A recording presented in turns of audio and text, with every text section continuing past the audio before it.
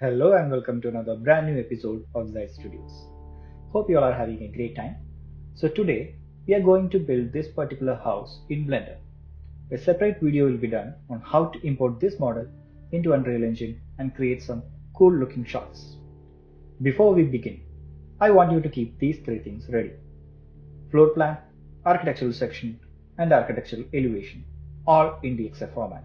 Because as we have said this before, Blender only supports DXF and not DWG. Once you are ready with these, we begin. First of all, delete all the existing elements to create an empty scene. Now let's import the ground floor plan into our model space. For that, go to File, Import, AutoCAD DXF. Now this option is not available by default. What you will have to do is to go to the User Preferences dialog, go to Add-ons, in the search bar type DXF. You will see two options there, one for exporting DXF and other for importing. Select the latter and close the dialog. Now when you go to import, you can see the DXF option there. Click on it. Before going further, one thing you have to keep in mind are the units. I'm using centimeter as the base unit for my DXF file. So I make sure that I change that inside Blender as well. To do that, go to the Scene Properties tab in the right hand side panel, click on Units. For the length parameter, the default is set to meter. I'm going to change that to centimeter. Now let's go back to where we were. After clicking on Import AutoCAD DXF, we get this dialog. Navigate to the folder where your file is and click on it. On the right hand side, you can see a lot of options. You don't have to change anything except one, the unit scale. Now to understand this, hover your mouse over the unit scale value. It says coordinates are assumed to be in meters, deviation must be indicated here.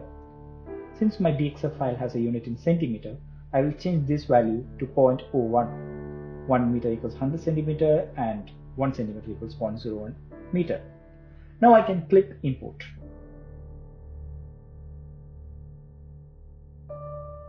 We can set this geometry to origin.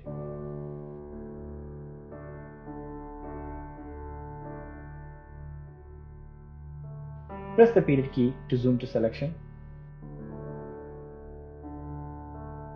Now as you can see, the floor plan is imported as curve. So let's convert this into a mesh. Right click, convert to mesh, and done. Our stage 1 is complete. We have successfully set the base, and now let's start building.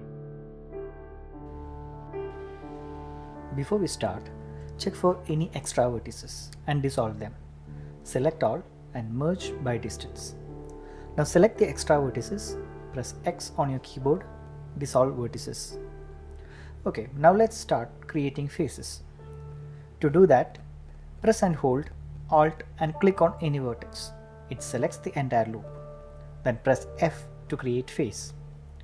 Repeat this process for all the faces.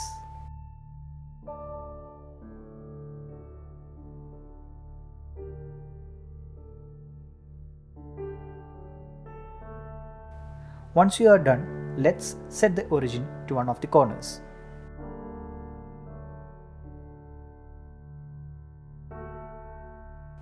Also, let's move this to the world origin. We can now extrude these walls, but before that, let's import the architectural section into this to get height references.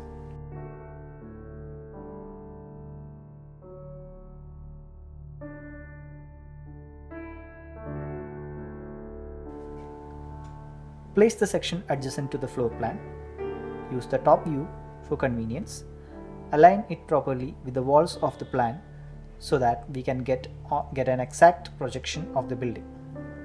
Now to rotate it, we use the 3D cursor as the pivot. Also turn on vertex snapping as we will require that further down the road. Rotate it 90 degrees to project it upwards. Do check for any misalignment and correct it. Let's also set the origin to 3D cursor.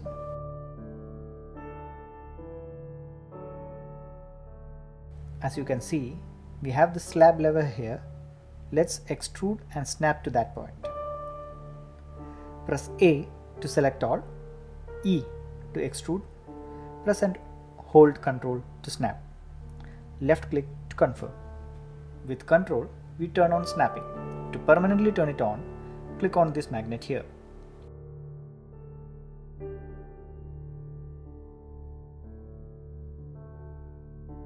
Without much effort, we have our first floor walls ready. So let's make the base.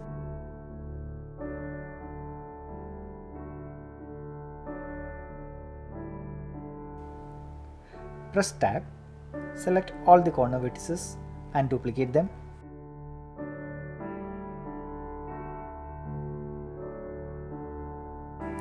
Press P to separate selection.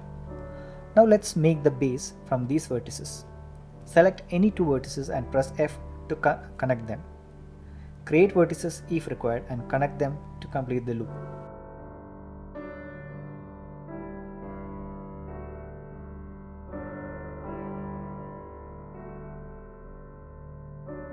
Now Alt click on any of the vertices to select the loop. Press F to create face.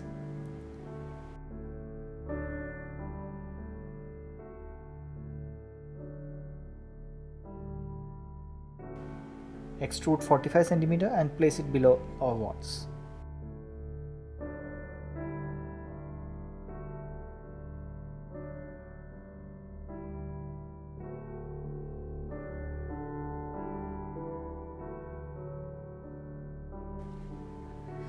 We need a 3-inch or 7.5 cm offset for the base from the wall. To do that, select the peripheral faces and extrude them along normally. And done. Thus, we complete our base with ground floor. Now let's start making the windows and door openings.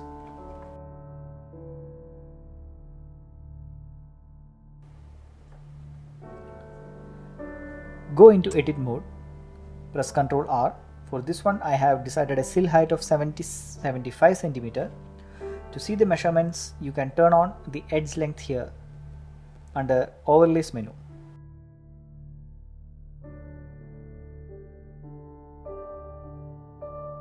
Now when you move, you can see the edge length displaying there. Press Shift to slow down the movement of the ring.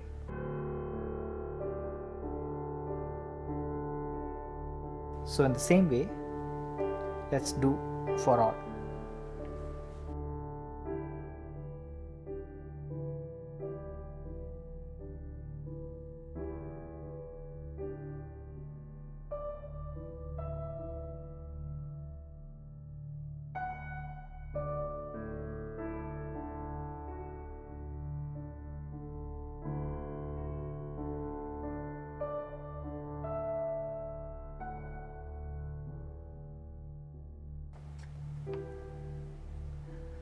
Finally, we have the required edges.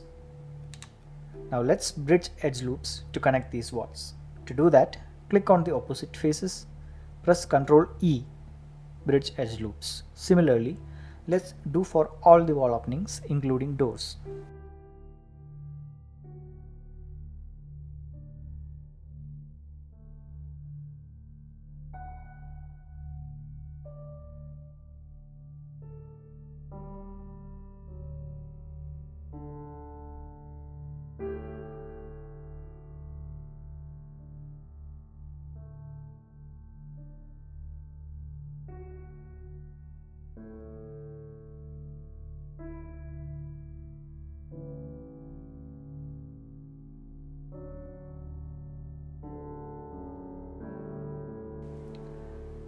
And we are ready with a basic structure for ground floor. Now let's bring in the first floor.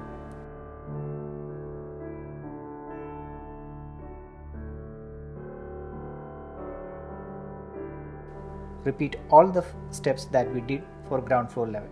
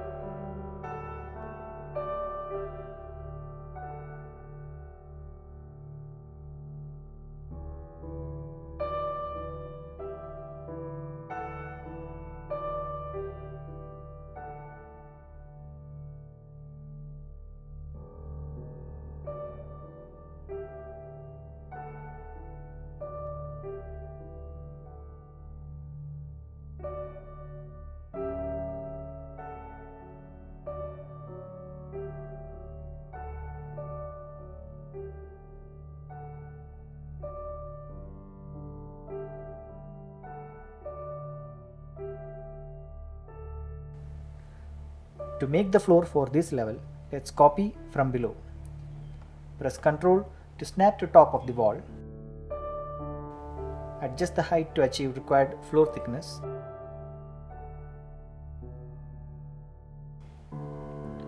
It's always good to select vertices in the wireframe mode so that no edge or vertex is left out.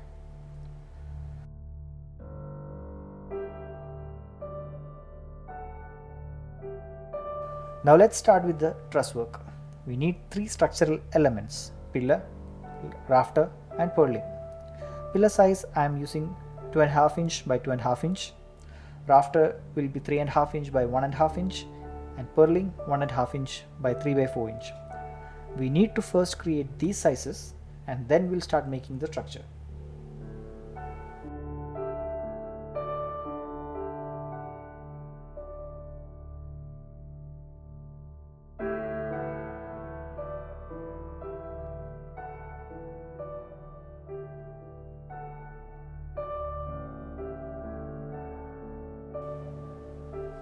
Okay, so let's begin with the truss work.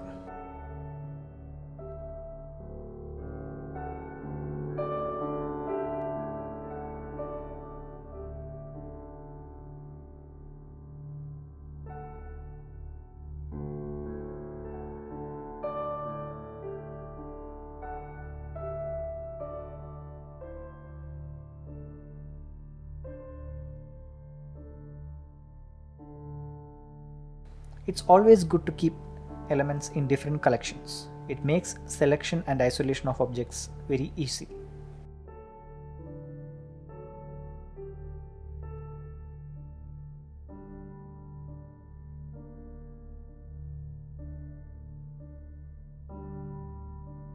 Let's also make civil openings for the first floor level.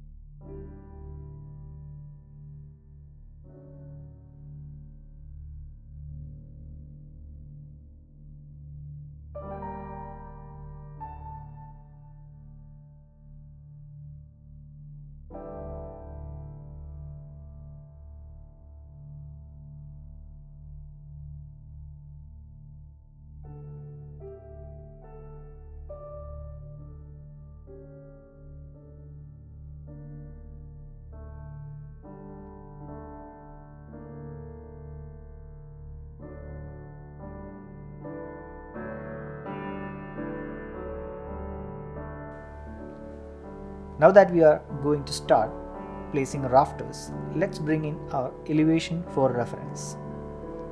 Let's align in the similar way we did for the section.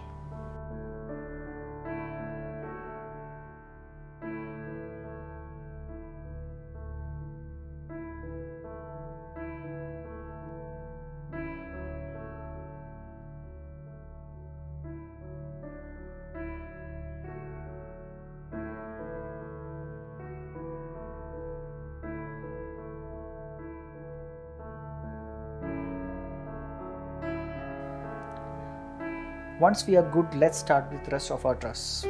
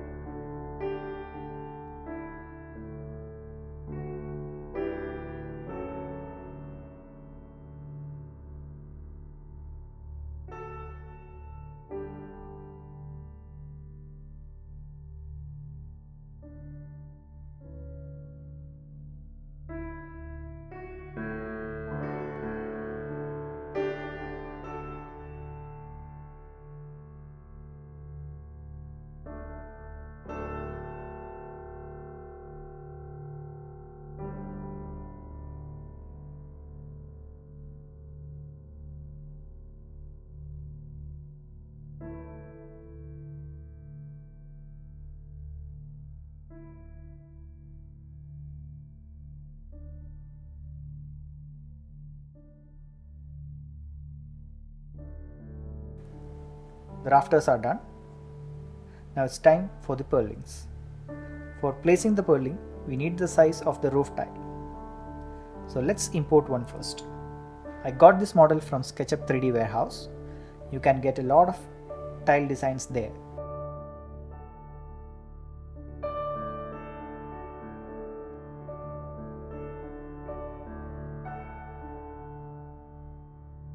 I'm setting the tile size to 16 inch by 10 inch, that is 40 by 25 centimeter. You can set to whatever size you want. The process remains the same.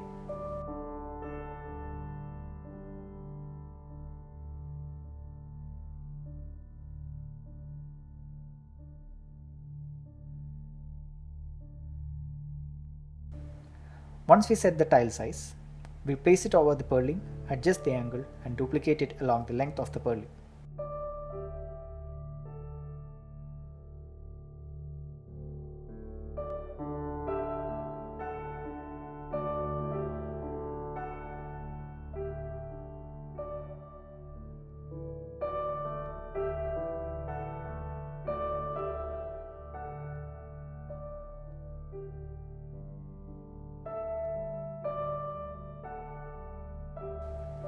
Now let's place this over our truss work.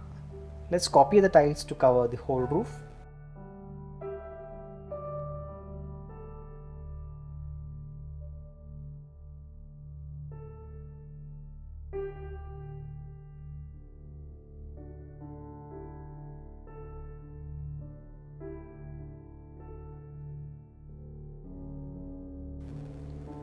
That's how you can place roof tiles by duplicating them. There is another method explained in one of my previous videos, which you can check out here. It uses instancing to do this in a more simple way.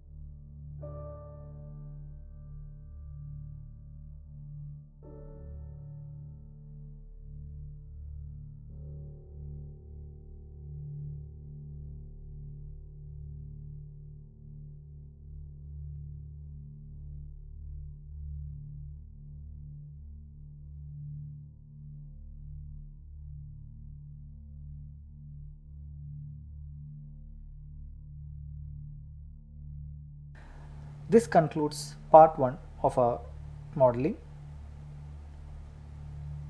The part 2 will cover the remaining elements such as parapets, railing, doors, windows, lights, accessories, etc. Stay tuned and have a nice day.